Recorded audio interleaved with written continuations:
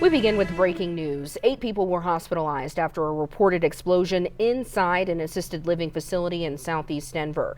Thanks for joining us for Denver 7 News at 5. I'm Micah Smith. And I'm Jessica Porter. Nearly 90 people have been displaced. It happened just before noon around Quebec Street and Highline Smith Way.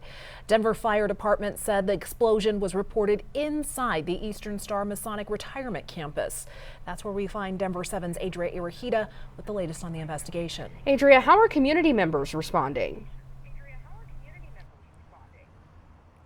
Yeah, Micah, Jessica, as you can imagine, a very scary situation for all of those here living at the facility, and not only for them, but for their loved ones that were all out here right after it happened, making sure their loved ones were safe. And we learned this all happened after a power line was hit during construction here at this facility, which triggered that explosion somewhere in the back of the building. And then that triggered a transformer fire. And we spoke to family of some of those displaced residents, and they tell us they think it may have happened in the kitchen, though Denver Fire hasn't confirmed that.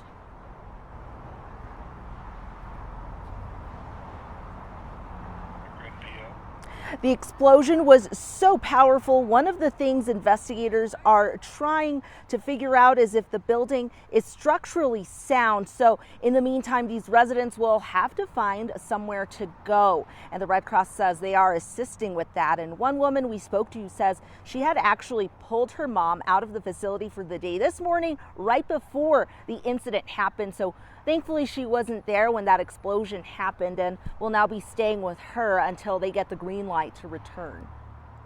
It sounds like, they had great response the way they got everyone out so quickly. Yeah, I'm just praying for those people that did get injured, because I'm not sure if I know it was staff, and it may have been some people that lived here too. And a big concern was caring for those residents once they evacuated the facility safely this morning. Denver Fire tells us the partnership with other emergency responders and agencies like RTD, who offered up a couple of their buses for residents to rest up in, were crucial to making sure no one else got hurt once they got out of the building. We have to make sure that we have enough resources on site to address their needs. So that could be breathing problems, or just being on the outside. Somebody is maybe affected by being outside in the wind and in the sun.